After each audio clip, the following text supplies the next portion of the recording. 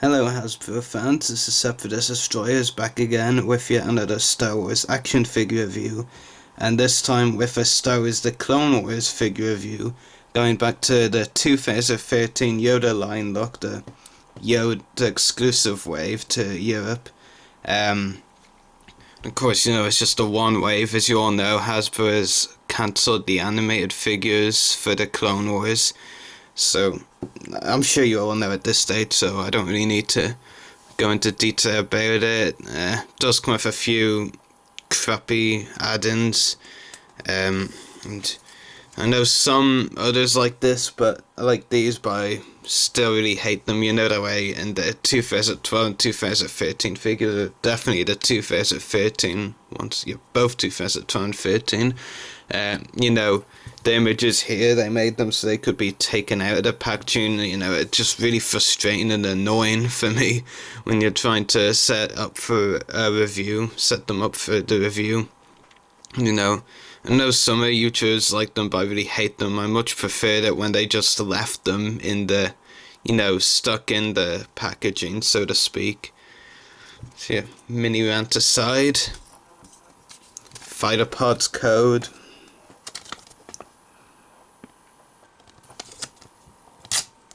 I don't really think at this stage, considering this is my 5th or 6th time reviewing a figure that came with one of these stupid codes, that I don't really need to say anything. Nothing's required to be said, really. Anyway, as you can see, Savage Opress. He is Clone Wars 02. The Yoda look, of course. Back of the packaging, you have a prototype image there of the figure, and here an image from So Is the Clone Wars with Savage Opress when he was battling Jedi Master Halsey in the Season 3 episode Monster. And the description there reads, Savage Opress brings Darth Maul to Dathomir to be healed, and that happened in Season 4. Over here, another prototype image for the figure. For correction, this one over here is showing the crappy axe something like that accessory. Really is a terrible accessory, we've seen it before.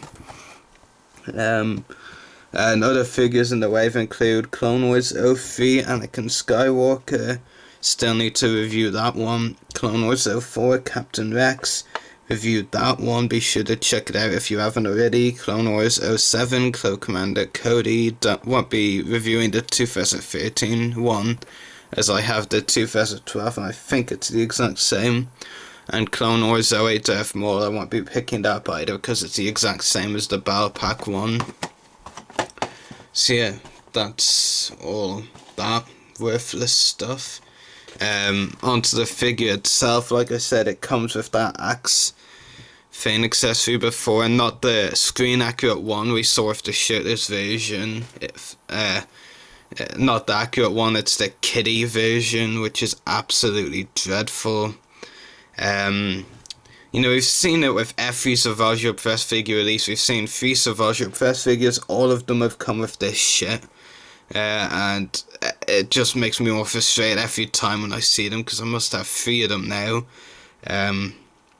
They really are dreadful. I mean, if you're gonna make a kiddie focus accessory, aren't you supposed to have some kind of button or something we could fire the kiddie part of it? Well, this thing doesn't even have a button to fire it. You basically have to try and yank it out, and I'm not even gonna bother trying because it's absolutely stupid, worthless crap. So, it's just dreadful. I probably have actually, demonstrated how to pull out in another review, so be sure to check that out. There you go. Stupid, pointless, worthless Hasbro kid accessory crap. I deliberately said that slowly to have emphasis on every word. I do have a coded Darth Maul Returns battle pack here. And basically this version, the 2013 one, it's an exact repack of the coded 2011 figure with the lightsaber. The Darth Maul Returns battle pack slightly failed, well, it was a great battle pack, but in regards to Savage Opress, it failed hugely because of the fact that they didn't include the lightsaber, which is a big letdown. It only came with the shit, as I call it.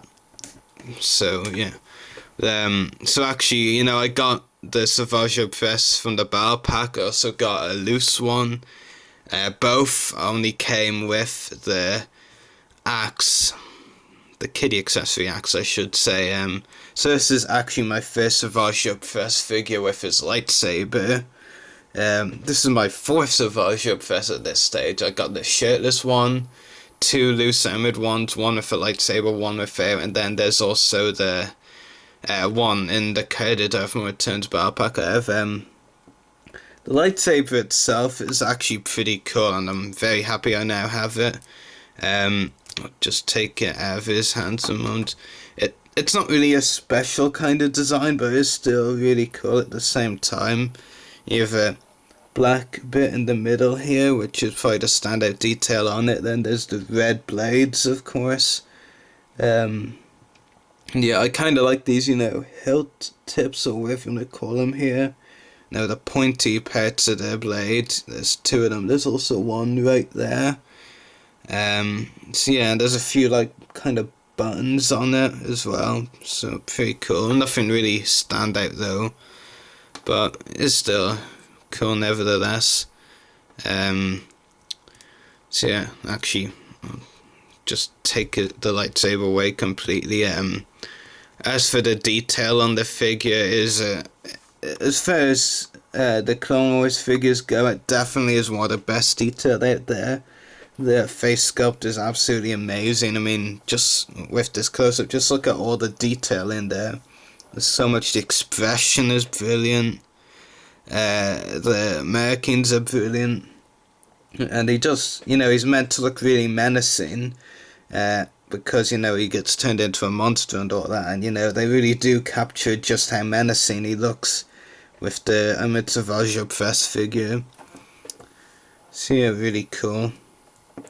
Yeah, definitely a menacing looking figure for sure, and very accurate to how the character appeared on the Clone Wars. There are other details as well. He has a skirt thing, I guess you could call it, you know.